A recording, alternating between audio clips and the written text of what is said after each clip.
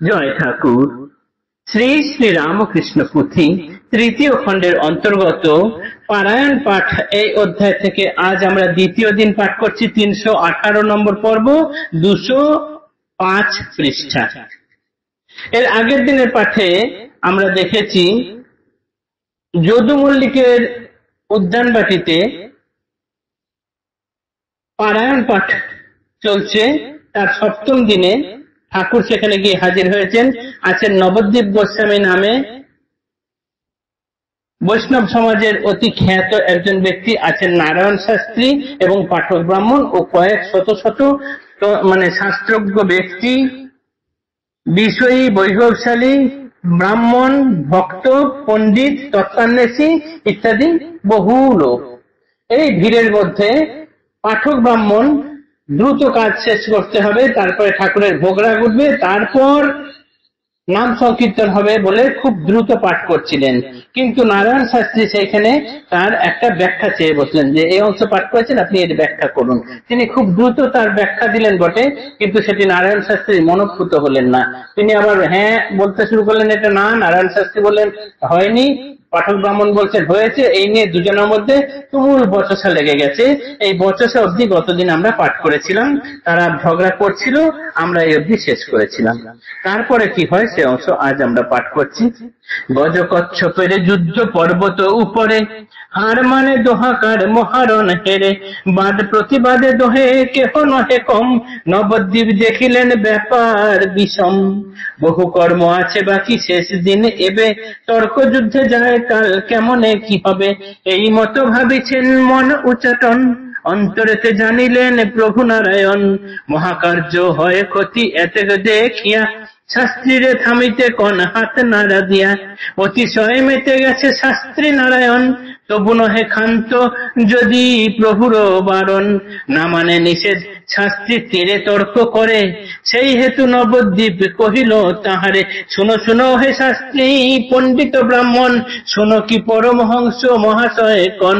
শাস্ত্রী কহে দেখিয়াছি তাহার নিষেধ, কিন্তু এ শাস্ত্রীর তর্ক না মানিব জেদ, বিশেষ মীমাংসা নাহি হয় যতক্ষণ, কোন মতে না শুনিব কোন নিবারণ, হায় শাস্ত্র অধ্যয়নে কোটি নমস্কার, যাহাতে বসায় ঘটে অবিদ্যা বাজার, হীন হেয় ছাড় যশমানের বাসনা, অহংকার দাম্ভিকতা পাণ্ডিত্য গরিমা, মহান অনর্থকর প্রতিপদে পদে, নিবিড় তমস জাল জ্ঞান সূর্য রোধে, যেই প্রভু দেবে শাস্ত্রী সর্বেশ্বর জানে, না মানে তাহার আজ্ঞা বিদ্যা অভিমানে, মদে পূর্ণ মত্ত তর শাস্ত্রীরে দেখিয়া, অমনি উঠিলা প্রভু আসন তেজিয়া, সন্নিকটে গিয়া তার ধরিয়া বদন, বলিলেন শোনো শোনো শাস্ত্রী নারায়ণ, ভীষ্মার্জুনে দুইজনে যখন সমর, পাণ্ডবের তখন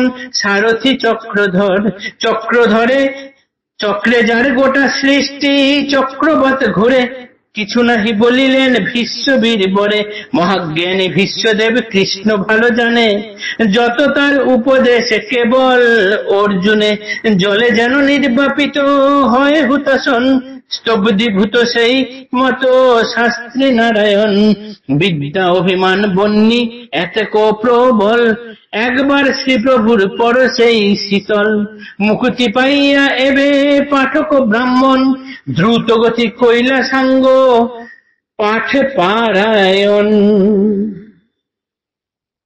দুজনের যুদ্ধ যেন সেই পৌরাণিক গজকচ্ছপের যুদ্ধের মতো অবস্থা হয়ে গিয়েছে। কেউ থামবার নয়, কেউ দমবার নয়। এমতো অবস্থা দেখে নবদ্বীপ গোস্বামী ভাবছেন আজকে এই পাঠ পারায়ণের শেষ দিন, এখন অনেক কাজ বাকি আছে, এইভাবে যদি তর্ক করে করে সময় নষ্ট হয় কি হবে, বোধহয় সময় শেষ করা যাবে না, এ এক বড়ই অনর্থক কাজ সৃষ্টি হয়ে যাচ্ছে। কি হবে তিনি যখন এরকম ভাবছেন, তখন তার মনের কথা শ্রী শ্রী ঠাকুর বুঝতে পেরে গেছেন। তখন তিনি উঠে দাঁড়ালেন এবং শাস্ত্রীকে হাতের ইশারা করে ডাকলেন, বলছেন শাস্ত্রী তুমি থামো, তুমি থামো। কিন্তু শাস্ত্রী থামার কথা নন। নবদ্বীপ গোস্বামী তার এই ইঙ্গিত দেখেছেন শাস্ত্রীর প্রতি, এবং শাস্ত্রীও যে থামছেন না সেটাও তিনি খেয়াল করেছেন। তারপর তিনি বাধ্য হয়ে মুখেই বলতে শুরু করলেন, শুনো শুনো ওহে শাস্ত্রী পণ্ডিত ব্রাহ্মণ, শুনো কি পরমহংস মহাশয়গণ। ও শাস্ত্রী তুমি শোনো পরমহংসদেব কি বলছেন। কিন্তু এই শাস্ত্রী যিনি ঠাকুরকে একেবারে সর্বেশ্বর বলে মনে করেন, তাকে সমস্ত কিছু জ্ঞান করেন, অথচ বিদ্যার দাম্ভিকতায় তিনি এখন ঠাকুরের সেই কথাও মানতে চাইছেন না। তিনি বলছেন, এর যতক্ষণ না পর্যন্ত একটা বিহিত হয় ততক্ষণ পর্যন্ত আমি থামবো না। এর মর্ম কথা সব ঠিকঠাক শোনা হবে, তারপরে আমি আমার এই তর্ক থামাবো, তার আগে নয়। ঠাকুর দেখলেন এ তো খারাপ অবস্থা। তিনি তখন উঠে গেলেন, তার আসন ছেড়ে শাস্ত্রীর কাছে গেলেন, গিয়ে বললেন, শোনো শাস্ত্রী, ভীষ্ম আর অর্জুন দুইজন যখন যুদ্ধক্ষেত্রে এসে নামলেন, তখন পাণ্ডবের সারথি হয়ে দাঁড়িয়েছেন স্বয়ং চক্রধর অর্থাৎ শ্রীকৃষ্ণ, যার চক্রে গোটা সৃষ্টিটা চক্রের মতো ঘোরে। তিনি বুঝতে পারলেন যে ভীষ্ম মহাজ্ঞানী, এবং ভীষ্ম মহাজ্ঞানী, তিনিও কৃষ্ণকে চিনতে পারলেন। কিন্তু অর্জুন কৃষ্ণ কি করলেন, এই মহাজ্ঞানী ভীষ্মকে কিছু বললেন না, তিনি দাঁড়ালেন অর্জুনের পাশে। কাজেই তুমি সেই কথাটা স্মরণ করো, তারপরে বোঝো আমি তোমাকে নিষেধ করছি কেন। মহাজ্ঞানী ভীষ্ম তিনি বুঝতে পেরেছিলেন, ঠিক সেই রকম এখন নারায়ণ শাস্ত্রীও বুঝলেন ব্যাপারটা। বোঝা মাত্রই হোমাগ্নিতে জল পড়লে যেরকম সেটি নিভে যায়, ঠাকুরের স্পর্শে এবং তার নিষেধে, তার এই কথা শুনে তিনি সঙ্গে সঙ্গে তর্ক থামালেন। এবং এই তর্ক থেমেছে দেখেই পাঠক ব্রাহ্মণ কি করলেন, তিনি আবার দ্রুত গতিতে তার পাঠ শুরু করলেন, শুরু করে তাড়াতাড়ি পাঠ শেষ করলেন। পারায়ণ পাঠ শেষ হলো, এরপর ঠাকুরের ওইদিকে ভোগরাগ উঠতে শুরু করলো, আর এদিকে নগর কীর্তন হতে শুরু করলো। সেই ভোগরাগ ওঠা এবং নগর কীর্তনের আমরা অংশটি আগামীকাল পাঠ করব। জয় ঠাকুর, জয় শ্রী রামকৃষ্ণ।